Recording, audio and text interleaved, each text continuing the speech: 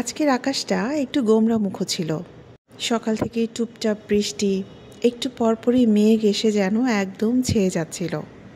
তবে আজকের এই বারান্দার সৌন্দর্য কিন্তু শেয়ার করছি আমার মায়ের বারান্দা থেকে।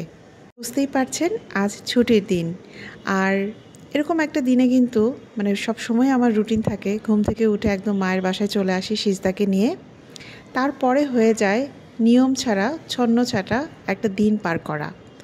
অনেক দিন পর আমার বারান্দার সৌন্দর্য আপনাদের সাথে শেয়ার করতে আসলাম, আর সেই সাথে জানাতে চাই আমরা কিন্তু ভালো আছি, আর জানতে চাই আপনারা কেমন আছেন।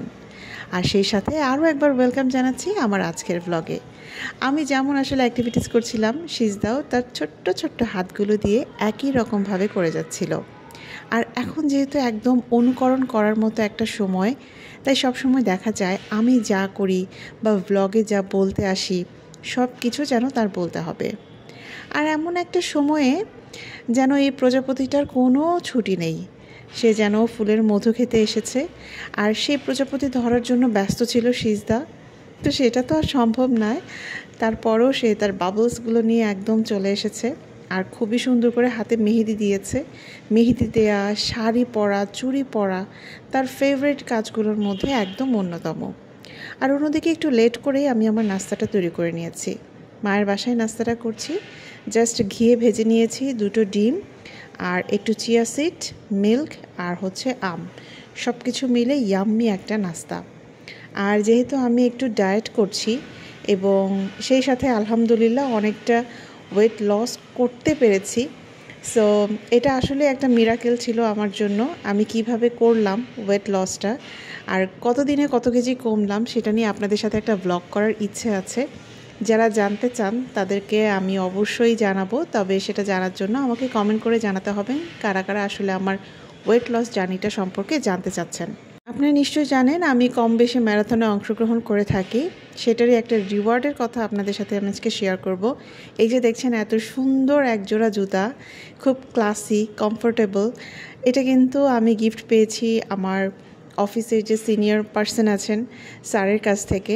উনি আসলে সবসময় আমাকে এই ধরনের অ্যাক্টিভিটিসে এত বেশি মোটিভেট করেন, সেই জন্য উনি আমাকে এটা গিফট করেছেন যাতে পরবর্তী ম্যারাথনে আমার কোনো কষ্ট না হয়, আমি যাতে আরও কমফোর্টেবলি দৌড়াতে পারি, বা আমি সবসময় যেহেতু এক্সারসাইজের সাথে যুক্ত থাকি সেটা যাতে আমার আরও অনেক বেশি ইজি হয়। সো খুব সুন্দর একটা গিফট শেয়ার করলাম। আর এদিকে দেখুন সিজদামণি কী করছে, একদম কেচি নিয়ে এসে তার নানা ভাইয়ের সাথে বাগানে যে পুদিনা পাতাগুলো রয়েছে সেগুলো কাটছে।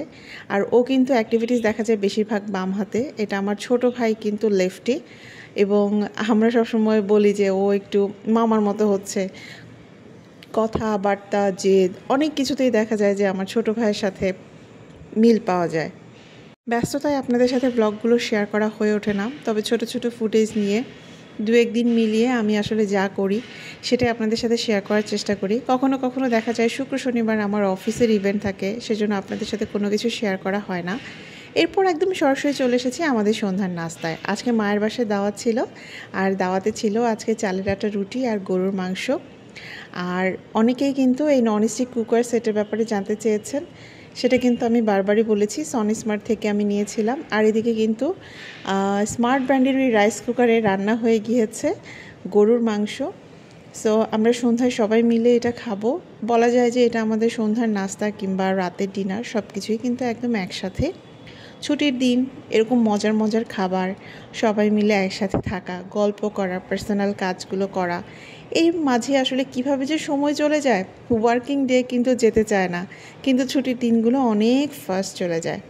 তবে যাই হোক, এত মজার খাবার আলহামদুলিল্লাহ খুব ভালো ছিল। খাবার শেষ করে কিন্তু কাজে লেগে পড়েছি, আর সেটা হচ্ছে আলহামদুলিল্লাহ আপনারা সবাই জানেন আমার ছোট্ট একটা বিজনেস আছে, সেটা আমি হেয়ার কেয়ার প্রোডাক্ট নিয়ে করছি। এখানে যে আমাদের হেয়ার প্যাকগুলো রয়েছে, হেয়ার অয়েল রয়েছে, আলহামদুলিল্লাহ সেগুলোর কিছু ডেলিভারি কাজ কমপ্লিট করতে হবে। অনেকেই আমাদের হেয়ার প্যাক এবং হেয়ার অয়েল, সেই সাথে রোজমেরি, এগুলো কিন্তু অর্ডার করতে চান।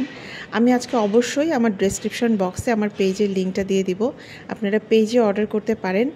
আর অবশ্যই আমার পেজটাকে ফলো দিয়ে রাখবেন। আপনাদের ভালোবাসায় কিন্তু আমি এত দূর এসেছি, আর আরও একটু পথ এগিয়ে যেতে চাই, যেটা আপনাদের দ্বারা, আপনাদের ছাড়া কখনো সম্ভব না। আর এরপরে পরদিনের ফুটেজ, আমি গিয়েছিলাম মাদারীপুর আমার অফিসের কাজে। যদিও এদিন ছিল ছুটির দিন, তারপরও যেহেতু অফিস পারপাসে যেতেই হবে, ডিউটিকে কখনো অবহেলা করা যাবে না। সবাই বাসায় ছুটি কাটাচ্ছে, আমি একদম কাকটাকা ভরেই বের হয়ে এসেছি। বারবার অফিসের কথা তো যেখানে বলছিলাম দায়িত্ব এড়ানো যায় না, আবার বাসার কথাও মনে হচ্ছিল। বারবারই তারা লাগছিল যে কখন আসলে এগুলো শেষ করে বাসায় চলে যাব। তবে এই তো, এটা খুব সুন্দর একটা লেক। আমি বলবো যারা মাদারীপুরবাসী আছেন তারা তো অবশ্যই জায়গাটা চিনে ফেলবেন। ভীষণ ভালো লেগেছিল, একটু একটু বৃষ্টি হচ্ছিল, এরকম একটা ওয়েদারে এত সুন্দর জায়গায় ঘুরে এসেছি।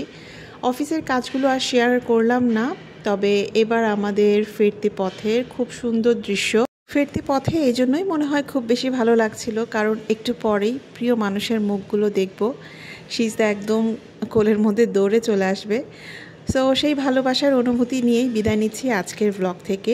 সবাই অনেক বেশি ভালো থাকবেন, সুস্থ থাকবেন, শুভকামনা সকলের জন্য।